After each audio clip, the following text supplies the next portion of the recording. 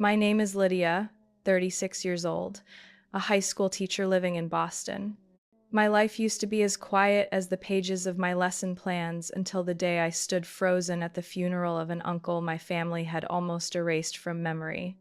No one expected the lawyer, in a gray suit and with a cold gaze, to step into that gloomy service, open a folder, and announce, "The entire estate, valued at $12 million, dollars, along with the seaside mansion in Maine, will be left to Lydia Reynolds." Every eye turned toward me. Some people gasped, others whispered. As for me, I stood motionless under the patter of rain against the roof of the old church, feeling as if I had stumbled into a story that didn't belong to me. But the tragedy didn't end there. On the drive back, my car was forced off the road by a black SUV. I survived, but when I woke in the hospital, my husband of 7 years never showed up. Days later, he walked in with a young woman in a red dress and anxious eyes. She looked at me for a moment before bursting out in tears. "Oh my God, this is my mother. Have you ever been betrayed while lying in a hospital bed? Have you ever been treated as if you were dead, your own family seeing you as nothing more than abandoned property? If you've ever felt erased from your own life, leave a comment below. Hit like and subscribe if this story touches an old wound within you, because what I'm about to share next will chill you even more." I stared at the girl who had spoken those words, my body feeling as if it were being pulled into a bottomless pit. The sterile white hospital room grew suffocatingly silent. She, the young woman standing beside my husband, was trembling, panic written across her face. Thomas stood rigid, his eyes flickering with something that looked like fear. I couldn't understand. My heart raced wildly as old memories, long buried, came surging back. 19 years old, that part of my life was nothing but shadow. My family lived in a small town in Ohio, where every traditional value was treated like laws carved into stone. My parents never struck me, but their silence and cold stares hurt more than any blow. The house was orderly, spotless, proper, but devoid of warmth. I was their only daughter, but never the cherished one. My mother filled her days with church meetings and prayer groups.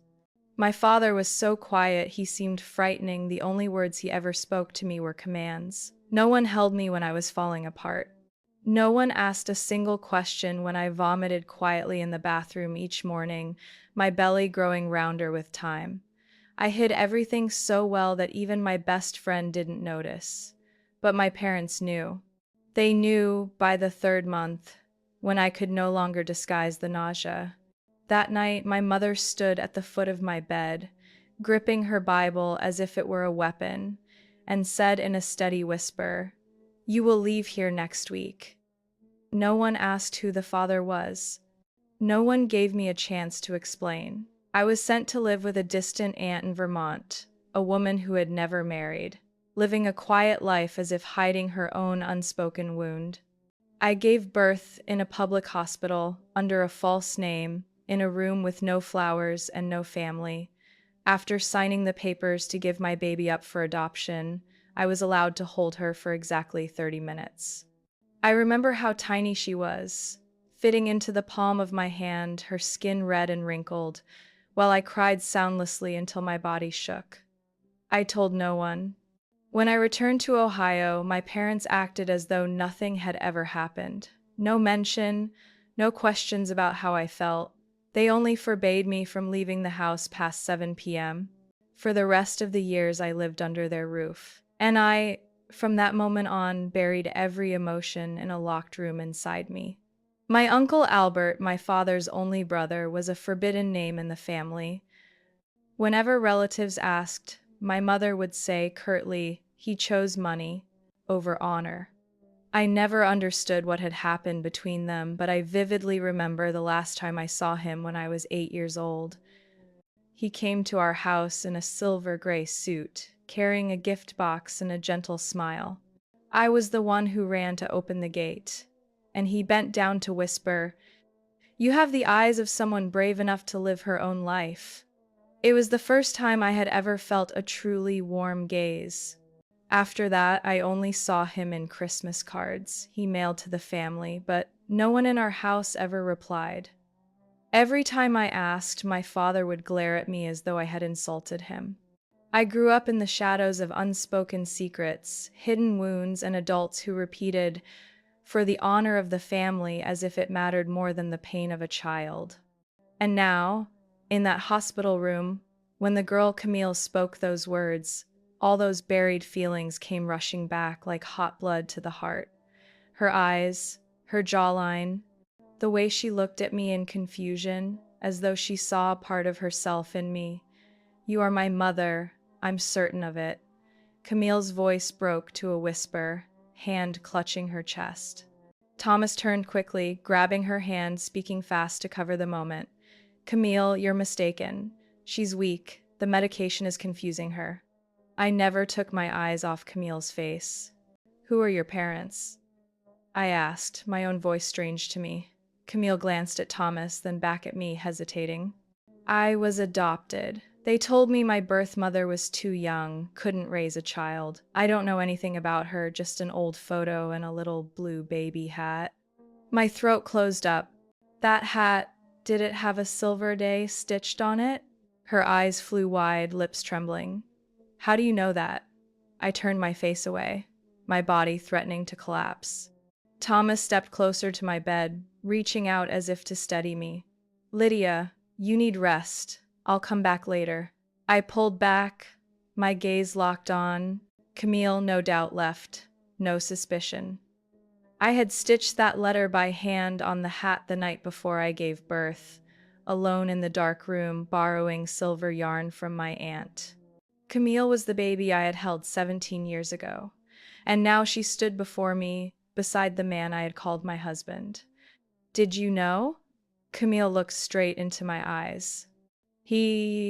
Thomas told me my mother was dead.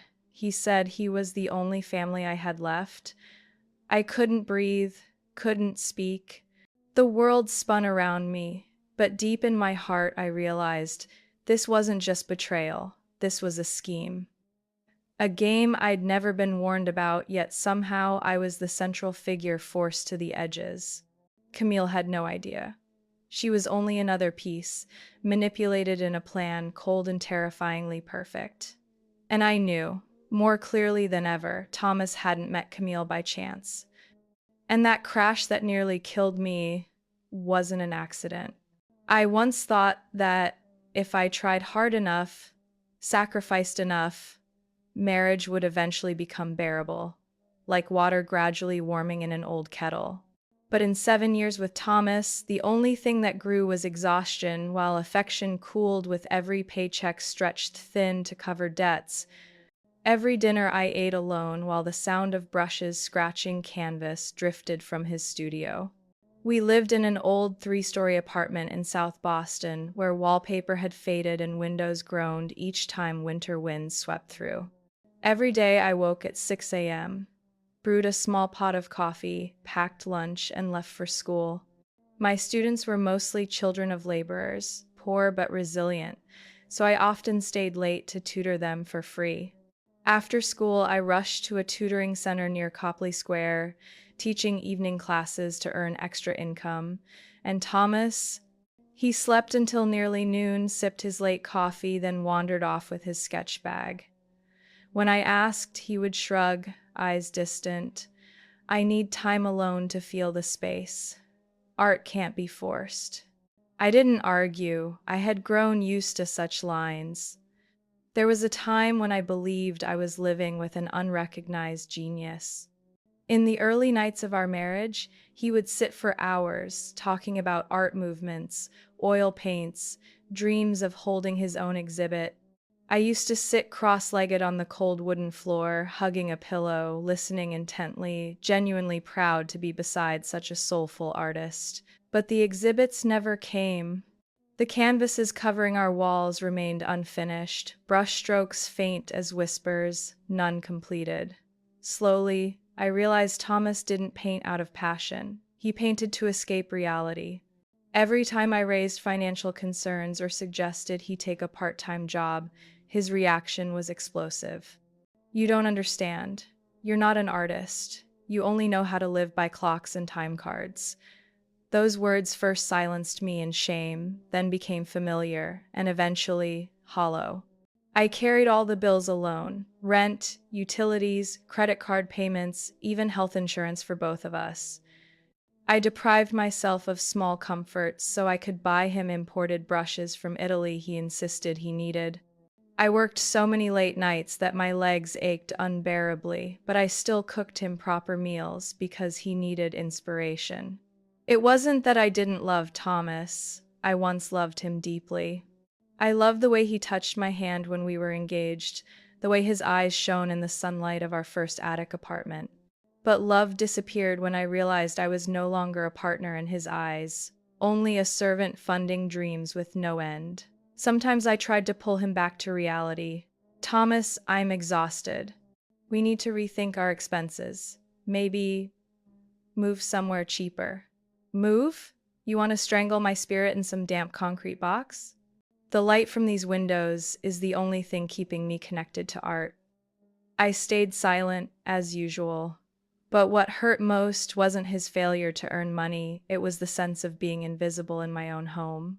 When I was sick, he vanished without a text. On anniversaries, he forgot entirely. Once, I came home late from tutoring to find him drinking wine with a young woman in our living room. She looked at me awkwardly, but he only laughed. "Oh, this is Lydia, my wife. She's a teacher. Very serious." I didn't blame her. I only felt like I had been reduced to a piece of furniture in the house I had built. Most of my friends stopped calling. Each time they gathered, I made excuses.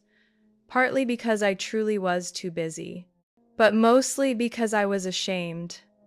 I didn't want them to see that the girl who once had a bright future was now just a shadow behind a man who no longer loved her. I once tried marriage counseling, but Thomas never came with me. He said, "Only weak people need strangers to show them the way." Slowly, I stopped hoping. We no longer argued because I no longer wanted to speak. He no longer apologized because he no longer thought he was wrong. Life passed in a loop of repetitive days. I taught at school, worked extra hours, came home, ate dinner alone, sometimes hearing the scratch of brushes from the back room, but never seeing a single painting completed. Until the day I received a call from attorney Ethan Monroe's office. "Miss Lydia Reynolds? I represent Mr. Albert Graham, your uncle. He has just passed away, and there are some details in the will that require your presence to sign in person." I had nearly forgotten Uncle Albert's existence. The strange man who vanished from my life after visiting once, only to be thrown out by my father. I never imagined he still remembered me. And I could never have guessed that the appointment at the lawyer's office that day would open the door to truths that shattered and rebirthed my life, all in the same moment. Uncle Albert's funeral was held simply but solemnly at an old church on the outskirts of Portland, Maine. The sea breeze whispered through the pines, carrying March's chill into CG every fold of clothing. I sat in the third pew, among strangers, mostly lawyers, former assistants, and a few estate managers. No one from my family was there. My father had never forgiven his brother for daring to leave town to live his own life. My mother claimed her health was failing, but I knew she just didn't want to answer questions about blood ties severed 3 decades earlier. I didn't cry, but my chest tightened as I looked at my uncle's photo on the wooden stand, his face still reflecting the intelligence and loneliness I remembered.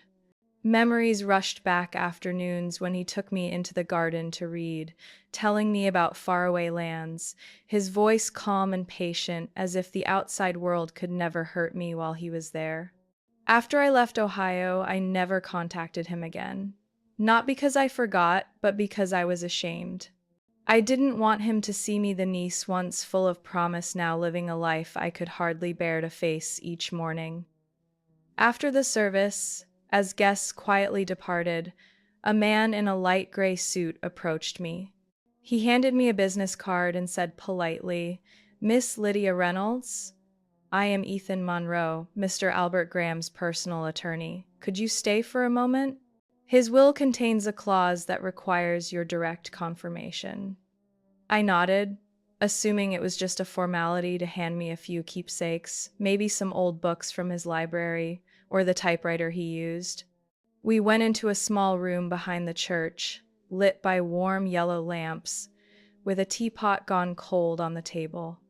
Ethan opened his briefcase, handed me a photocopy, and a blue pen. 3 months ago, right after you visited him in the hospital, Mr. Graham updated his will. In this version, he stated clearly, his entire estate, including the Harpswell beachfront property, long-term investments, bank accounts in Boston, and all shares he owned in Graham and Field Real Estate would be transferred into your name. I looked up, certain I had misheard. Sorry, his entire estate? Yes. The total value, based on the most recent appraisal, is $12,300,000.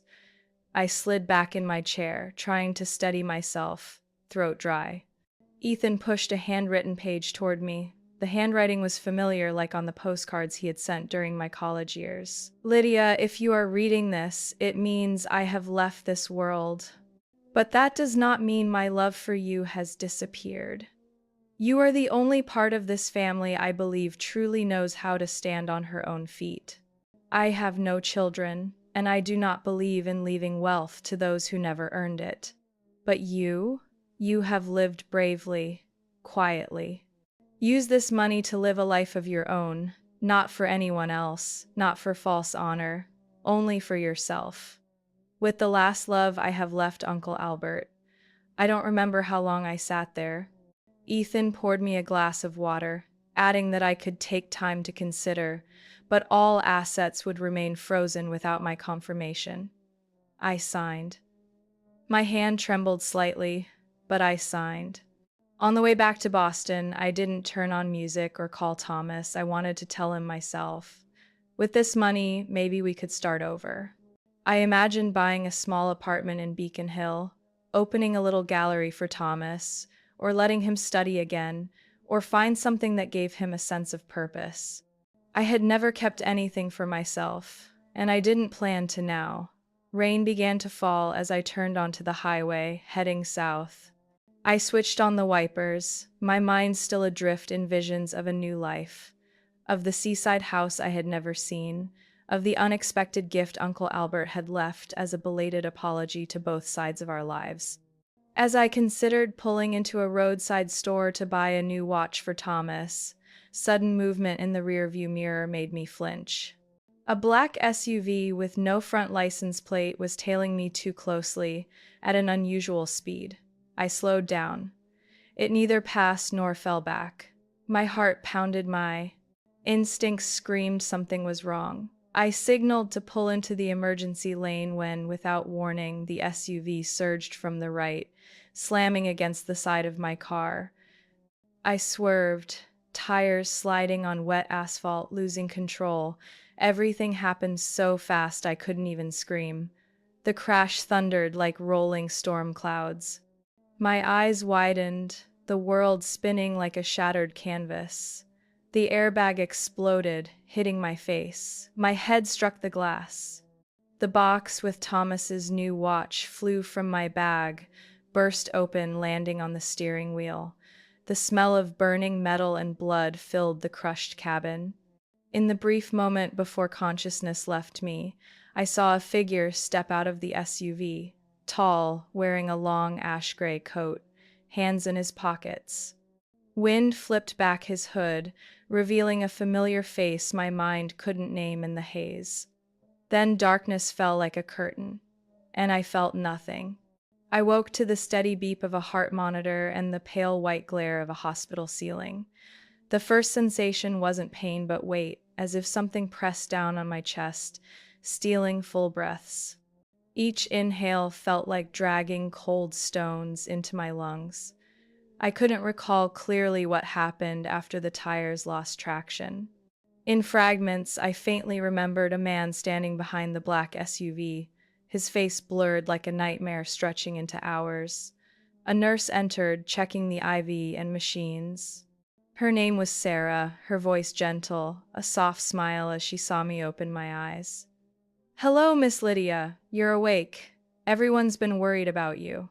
How long was I out?" My voice rasped, sandpaper rough.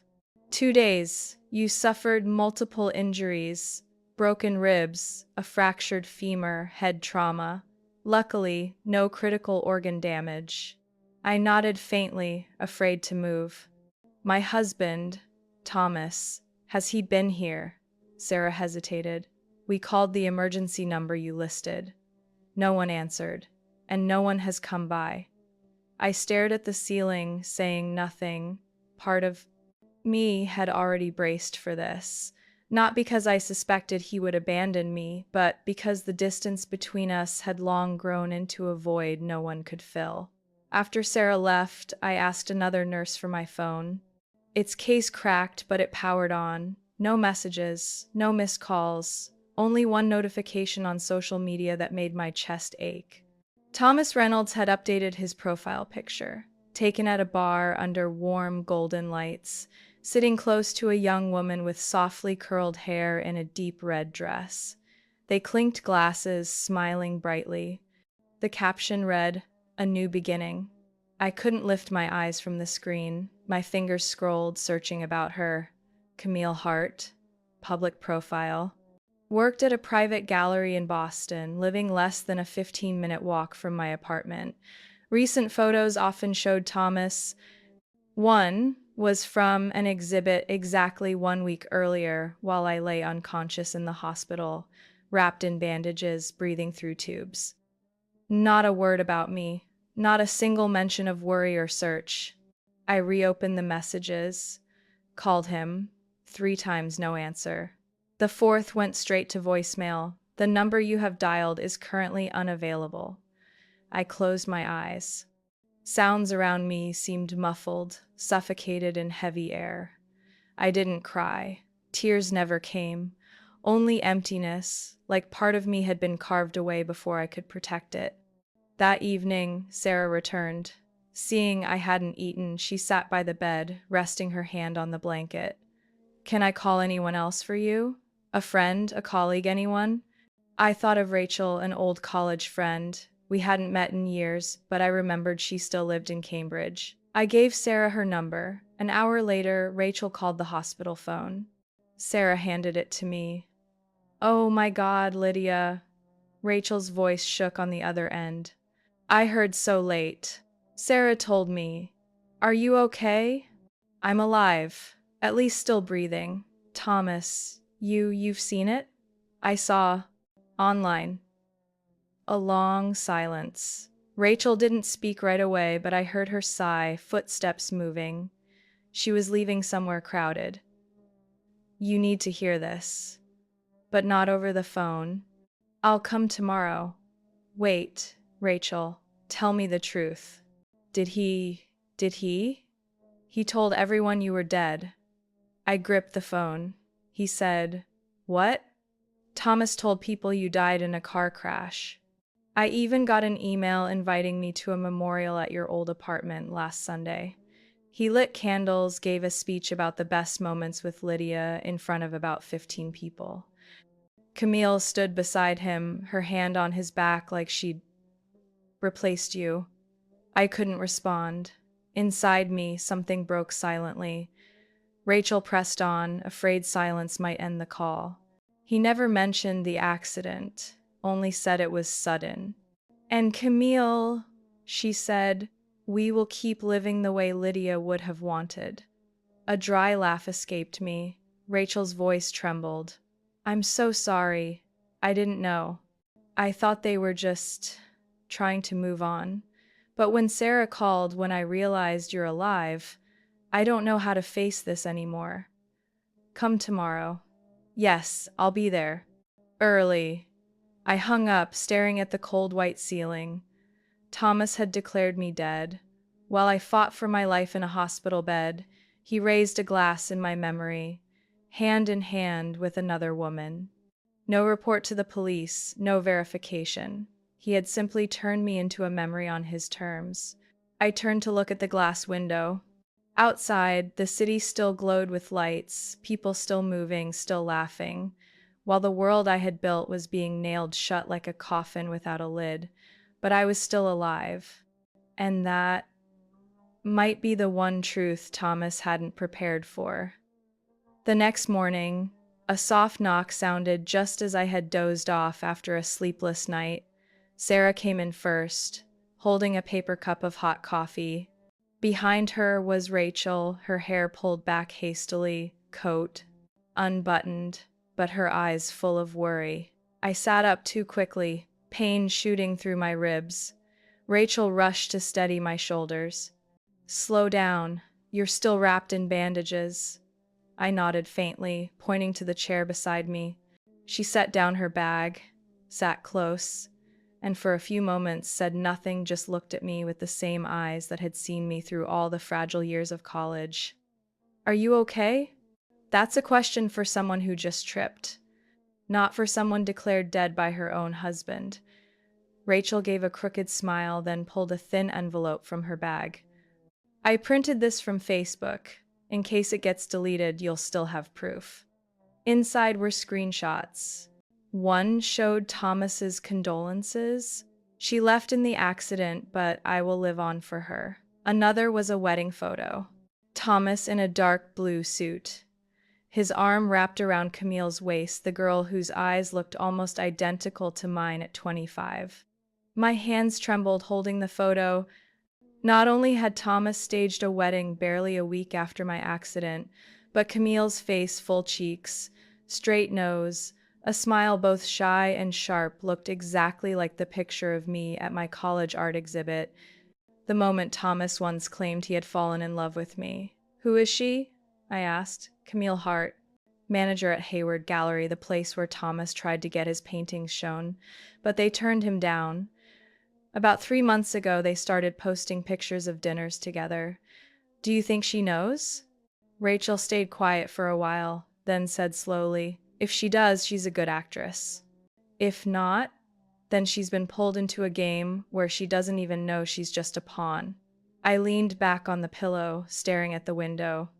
"I can't stop thinking about the accident," I whispered. "That black SUV, it didn't pass me. It forced me off the road, and I saw someone step out after I blacked out. A man." Rachel's gaze sharpened. "You think it was Thomas?" I didn't see his face, but the build, the way he moved, it was familiar. She slowly placed her hand over mine. "Do you have any proof?" "Not yet. But Ethan, my uncle's lawyer, said he would check the inheritance paperwork. If Thomas knew about the will, maybe he found out earlier than I thought." Rachel stood, pulled out her phone, and made a quick call. "Mr. Monroe, this is Rachel, Lydia's friend. She's awake, and we need to meet you as soon as possible." Barely 10 minutes later, Sarah returned to say a man was waiting in the hospital lounge. They wheeled me out in a chair, Rachel walking beside me, clutching her folder tightly. Ethan Monroe was a tidy middle-aged man in a gray suit, sharp-eyed and straightforward. When he saw me, he stood immediately, relief flickering across his face. "Miss Lydia, I'm so glad you're alive." "So am I," I replied. Though clearly not everyone shares that sentiment. Ethan sat, pulling out a sealed folder. "Right after you signed the inheritance papers, we received an urgent request from someone claiming to be your legal next of kin, your husband. He demanded the assets be transferred to him since you had passed away. He brought a death certificate, your marriage license, and a confirmation of death from a private hospital that doesn't exist in any registry." Rachel's eyes widened. "Forgery of official documents?" "Not only that," Ethan continued, "he also brought a young woman, introduced as your biological daughter. He insisted the estate should be divided under the clause that, if the primary heir dies, assets pass to direct descendants." I froze. "Biological daughter?" Ethan nodded. "The woman was Camille Hart." The room thickened. Rachel dropped the papers in her lap. I closed my eyes for a moment. It couldn't be coincidence. This wasn't just an affair, Thomas. Knew about Camille. And if Camille really was, if she was the child I'd been forced to give up at 19, this was beyond betrayal. Ethan said softly, I've already contacted police about the forged documents and attempted fraud. But if you truly suspect foul play in the accident, I can support a request for a wider investigation. I gripped the armrest of the wheelchair. I need copies of everything he submitted, and I want to see Camille. Ethan raised a brow. Are you certain? Not to fight her. I just need to look at her. Close enough. To know how far this has gone, and whether I can salvage anything from the ashes. Rachel placed a hand on my shoulder. You don't have to do this alone anymore. I looked at them. One was a friend who had stood by me through youth, the other the only person in the legal system standing on my side. And me, a woman the world had tried to bury alive, still here breathing, staring forward, ready. Thomas had built a story where I was the corpse in the ground, and he was the grieving widower moving on. But what he didn't expect, the protagonist he wrote out of his play had woken up and remembered every detail. 2 days after meeting Ethan, I still hadn't slept a full night. My mind stretched taut by burning memories, by fragments of the past now forming a truth too heavy to bear. Thomas hadn't just betrayed me, he had built a plan that, had I not survived, he would have executed flawlessly. That morning, Ethan returned to the hospital with another neatly clipped file. He entered my room, calm as always, but his eyes carried deliberate caution. They'll be here this afternoon, 2 o'clock sharp.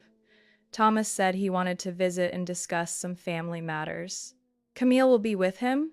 Yes. He can't come alone. Camille is essential to his act. And she may be the one to make this even more complicated. I nodded, fingers tightening on the blanket, across my lap. Sarah, the nurse assigned to me, entered just then with a tray of medication and a gentle smile. I checked the surveillance equipment you asked for. Everything's ready. Ethan also brought footage from when Thomas visited the law office. Every angle will capture each word and gesture. I inhaled deeply, steadying myself. Rachel sat by the window, holding the hospital's tablet, checking connections once more. At 10 minutes past 2, a knock came. Sarah opened the door. Thomas walked in first. He wore a tailored Italian gray coat, unusually neat. The familiar scent of his cologne made my stomach clench. His jaw was covered with trimmed stubble, his expression a blend of feigned surprise and rehearsed sorrow. Lydia, you're awake? My God, I thought. The doctors told me it was critical, so I'm sorry. We weren't notified when you'd wake. I stared. No blink, no reaction. Behind him, Camille entered. A beige silk dress clung to her frame, her wavy hair tied loosely over one shoulder. She looked young, uncertain, like someone brought to a place she didn't belong. When our eyes met, something flickered in hers. She remembers everything, Thomas. My voice was clear, not raised, not trembling. The accident, the death certificate, the staged memorial, and your new wedding, all within a single week. Thomas froze, then quickly sank into the chair at the foot of my bed, slipping into his familiar sorrowful act. You're under medication. I think we should talk when you're stronger. Ethan rose from the corner, his tone steady. Miss Reynolds is fully lucid, and at her request, today's meeting will be recorded for legal safety. Thomas's eyes hardened when he saw Ethan. Camille blinked rapidly, her trembling hand gripping her purse. We just want to help Lydia, truly, Thomas said, pulling a stack of papers from his pocket. This is temporary power of attorney. You're still recovering. Managing finances isn't easy. Just sign here and I'll take care of everything. I didn't look at the papers. No need to act anymore, Thomas. I'm not dead. I never was.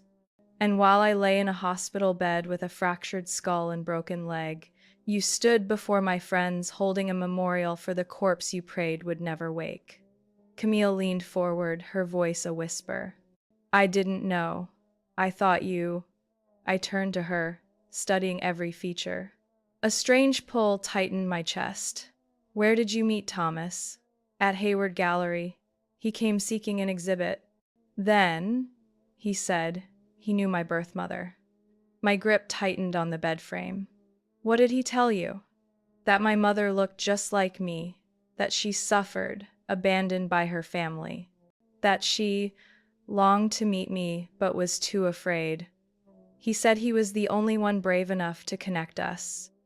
Do you have a photo of your birth mother? Camille opened her purse, pulling out an old picture. A young woman with long hair cradling a newborn, her face half hidden but unmistakably mine. I reached out, brushing the photo's edge. That picture should never have existed. My distant aunt had secretly taken it, saying I should have something to keep. I remembered hiding it in a wooden box, locked, stored in our old apartment. Thomas had seen it. Camille's breath quickened. She stepped back, her gaze darting between me and Thomas. Oh God, you're my mother? Silence. Camille broke down, sobbing. You lied to me. She turned on Thomas, voice fractured. You told me my mother was dead. You said marrying you would make her happy. That I'd be reunited in a whole family. Thomas shot up, clutching her arm. Shut up. What are you saying? You're being manipulated. Don't let them turn you against me. Camille yanked her hand free, tears still streaming down her face. She looked at me, her eyes wet and terrified. I believed I had found my mother and someone who loved me, but now I don't even know what I am anymore. I drew a deep breath. You are my daughter, and I don't know how your life was dragged into such a cruel deception. But if you're willing, I will be here. Not to blame you, but to help uncover the truth with you. Camille clutched the photograph in her hand, silent. Thomas stepped back, his eyes losing their grip on control. Ethan moved forward, pulling out another folder. Mr. Thomas, if you continue using falsified information, deliberately concealing my client's identity to profit from her inheritance, then this will no longer remain a civil matter. Think carefully. The hospital room was suffocatingly quiet. Outside in the hallway, the faint squeak of a nurse's rubber soles drifted by like a passing breeze. Camille still stood by my bed, her hand fixed on the photo. And Thomas, for the first time since I'd known him, I saw something in his eyes that wasn't anger or contempt. It was fear.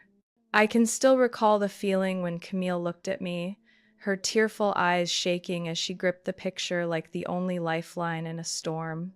In that moment, in the cold sterility of the hospital room, time seemed to stop. No more IV tubes, no beeping monitors, no calculating stare from Thomas or the rigid tension in Ethan's shoulders. Just me and Camille, two women torn apart by a decision I had never dared to name all these years.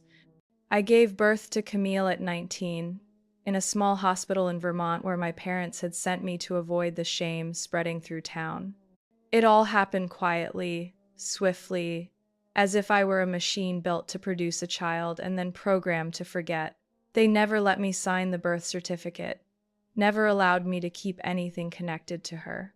Only once, when a nurse turned away, I managed to keep a photograph an aunt had secretly taken me holding my baby in my arms. I hid that photo, along with a cream-colored newborn cap I had. Knitted during sleepless nights in the freezing attic, everything was tucked into a wooden box, buried beneath old textbooks and teaching notes. I never thought Thomas would dig that deep, but he had. And not only did he see it, he built an entire script from the memories I never dared to open. I looked at Camille, stunned as if waking from a long sleepwalk. Her wavy hair fell over pale shoulders, her throat locked in silence. I couldn't imagine the wound inside her, realizing she was not the centerpiece of a reunion, but a pawn in a scheme laid out long before. I didn't know, Camille choked, her voice breaking. I truly didn't know. I nodded gently, my voice slow but firm. It isn't your fault. No one can blame you for believing in something that should have been sacred. You were searching for your mother, and you met him before you met me. Camille turned to Thomas, her confusion hardening into rage. You told me you knew her through a friend, that she died years ago. That marrying you would keep her alive in memory. Every word you said was convincing.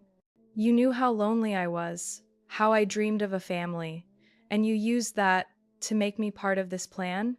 Thomas's breath quickened, his voice strained with forced calm. Camille, I love you. You don't understand. I did everything for you. I wanted us to have a future. No one knows you like I do. She, he turned to me, she will only confuse you. She abandoned you. She's the past. I lifted my head and stared at him. No, I was forced. My parents stripped me of my right to raise my child. I thought silence would be better for her.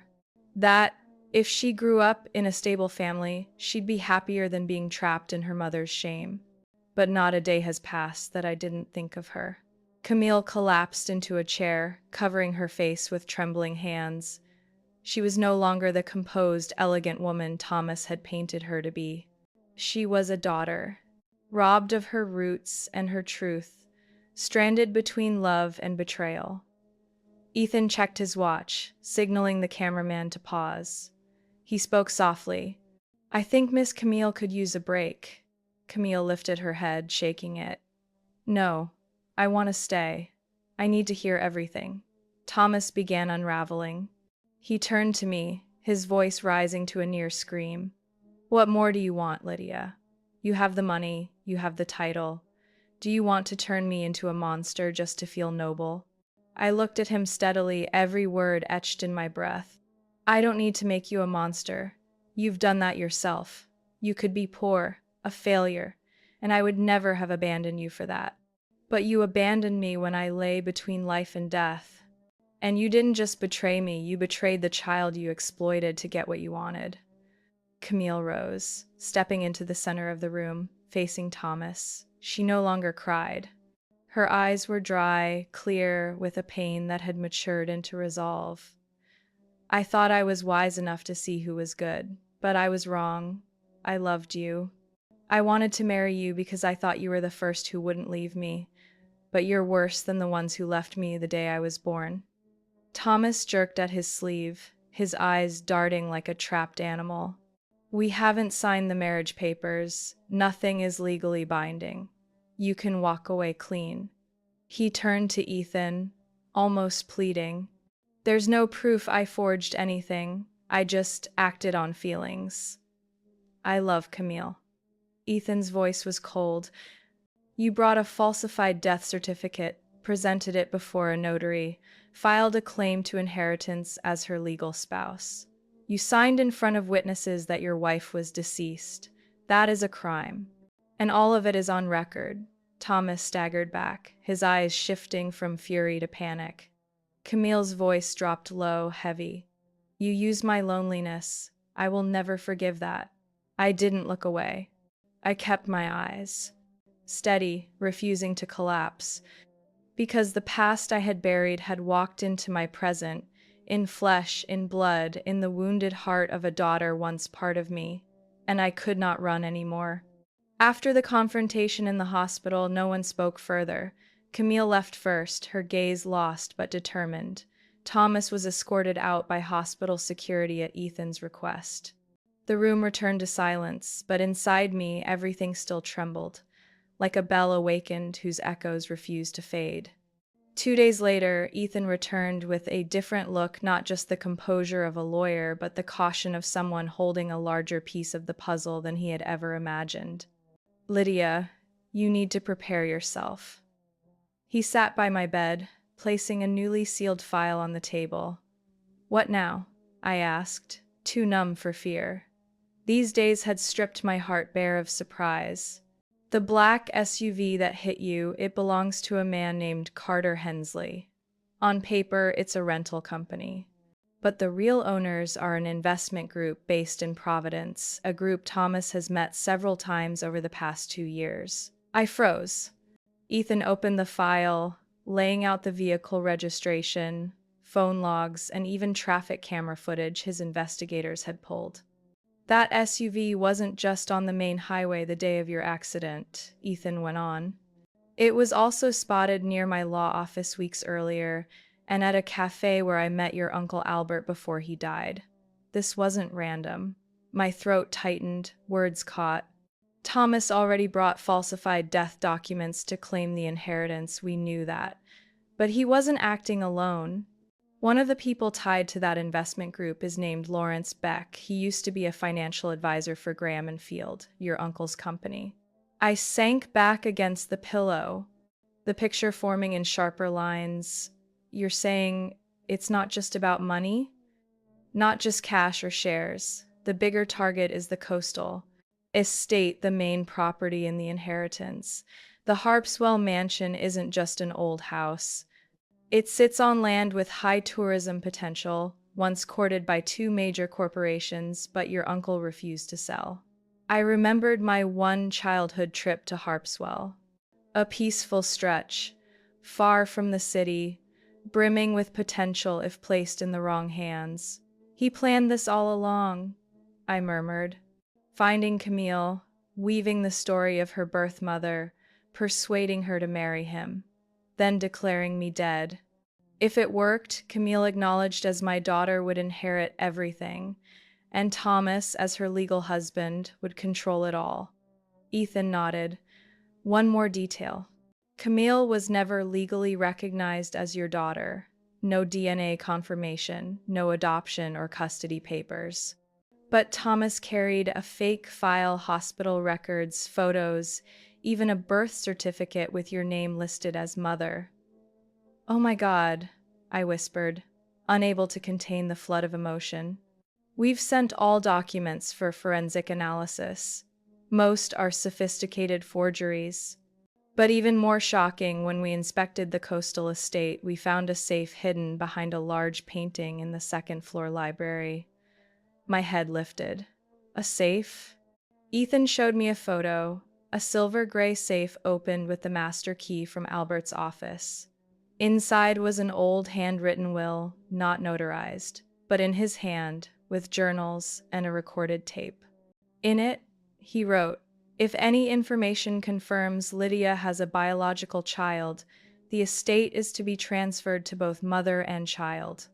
And if her child is not restored to her, most of the wealth would fund a scholarship for children deprived of reunion with their families." I was speechless, my heart clenched with a grief beyond words. Not just for Camille, not just for myself, but for him, the man who lived alone all his life, childless, yet quietly saved the best of what he had for those abandoned by family. He didn't hate me, I whispered.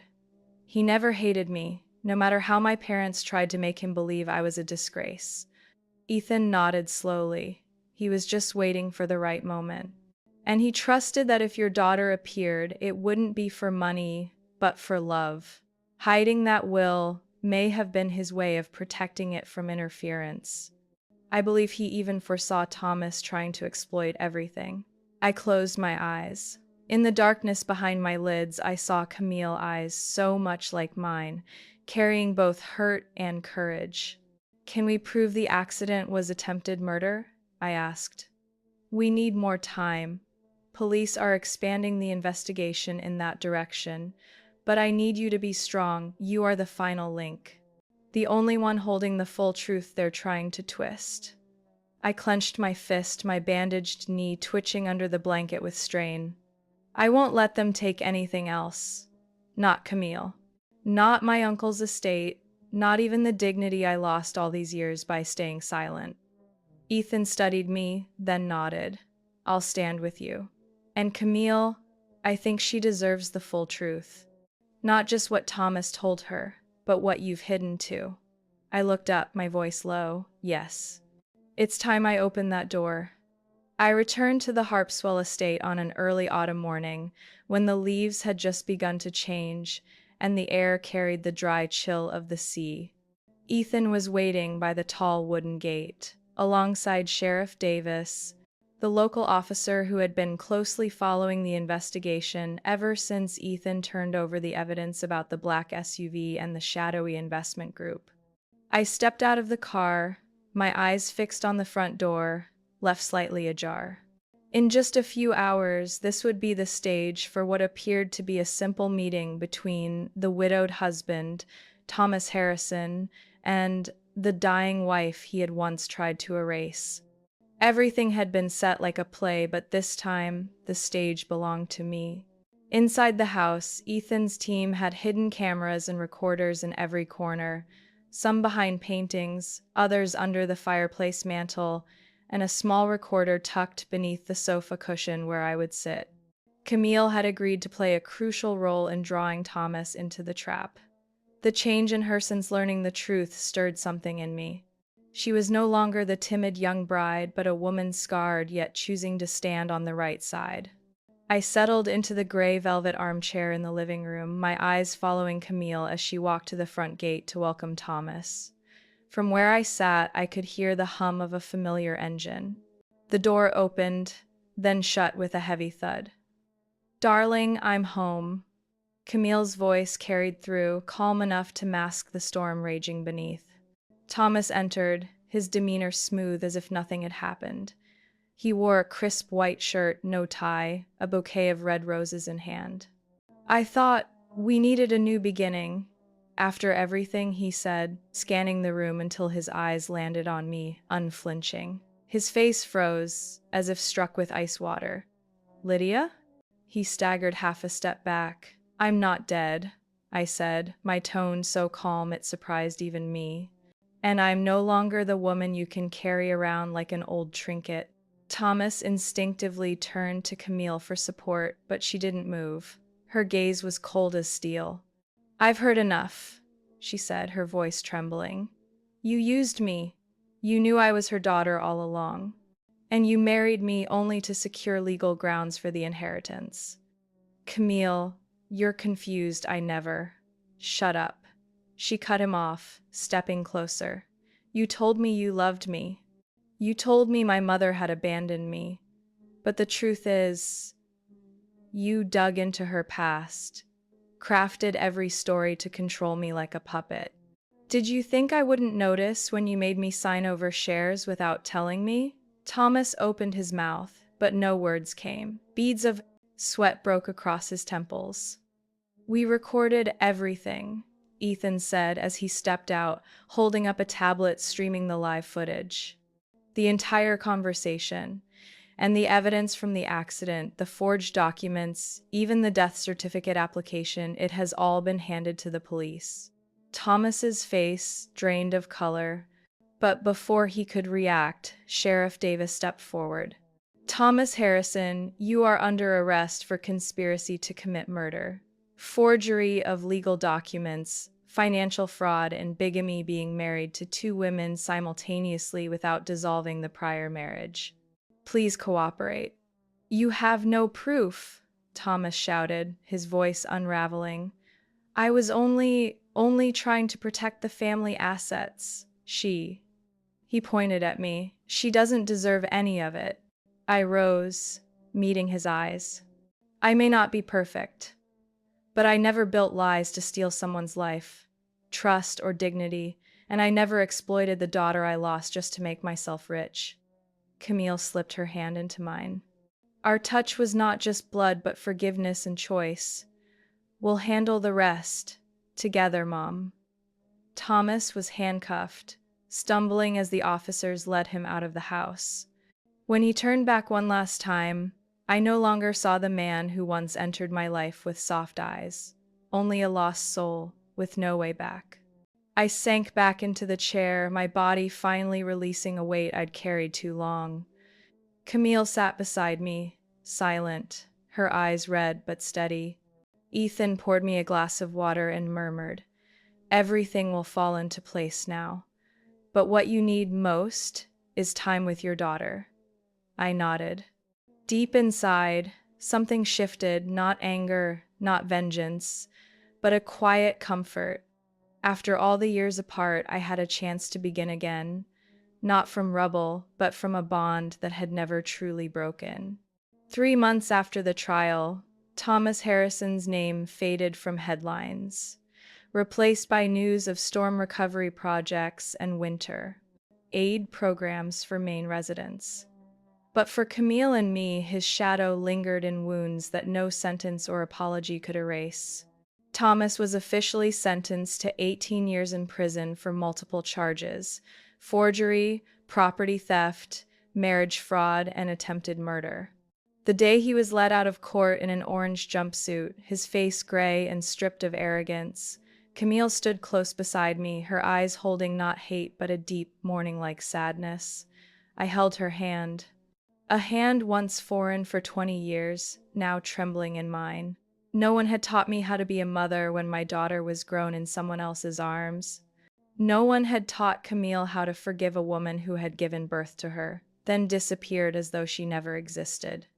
Between us was a wide blank field, no shared memories, no bedtime stories, no cries of mom, only the present, where two women quietly learned to touch each other's lives, not with words, but with patience and acceptance. Camille still lived in Boston, working as a project coordinator for a nonprofit supporting children with disabilities. Sometimes she came to Harpswell, carrying loaves of homemade bread, a few old medical books, and a shy smile. Our evenings together often began with hot tea, moved into current events or stories from her colleagues, until finally, slow questions surfaced like, "Did you like piano?" Or "Did I cry a lot at night?" Questions I should have known the answers to, but had to learn now through someone else's recollection. One afternoon, as we sat on the back porch of the estate, Camille suddenly asked, "Have you ever thought about selling this place? It must bring back so many painful memories." I shook my head, eyes fixed on the sea waves brushing the mossy stone steps. "Precisely because it once hurt. I must keep it, but not for me alone." I told her about the plan I had nurtured since leaving the hospital. This estate, once filled with betrayal, lies, and greed, would be remade into a center for single mothers and adopted children. A place where those abandoned, those lost, could find safety and begin again. Camille was silent for a long while, then turned to me, her eyes softened. "If you need help coordinating, I think I could adjust my work in Boston to be here more often." I didn't answer. I only squeezed her hand and nodded. Nothing more was needed. A month later, the center named Anchor House officially opened. In the old garden, now replanted with native flowers, I stood embraced by women whose pasts were heavy with tears like mine. Children newly adopted laughed and chased each other through the yard, as if pain had never touched them. Rooms upstairs, once locked, now flooded with light, full of books, toys, and warm beds. The kitchen, always alive with cooking, the sound of laughter and even crying no longer unwelcome. I stepped onto the porch podium, facing rows of white wooden chairs filled with young mothers, donors, and reporters. Camille stood behind me, in a simple olive green dress, her hair tied back. I took the microphone, breathed deep, and spoke from the core of my heart.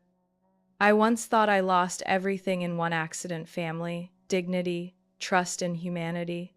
But from that moment, I began to see what I thought no longer existed: kinship, courage, and the ability to begin again, right where everything had fallen apart.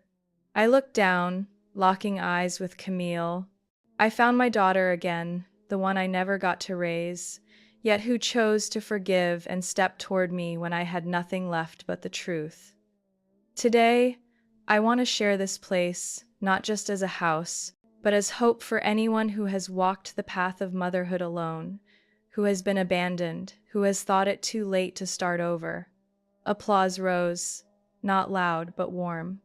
I left the podium, walking slowly toward Camille.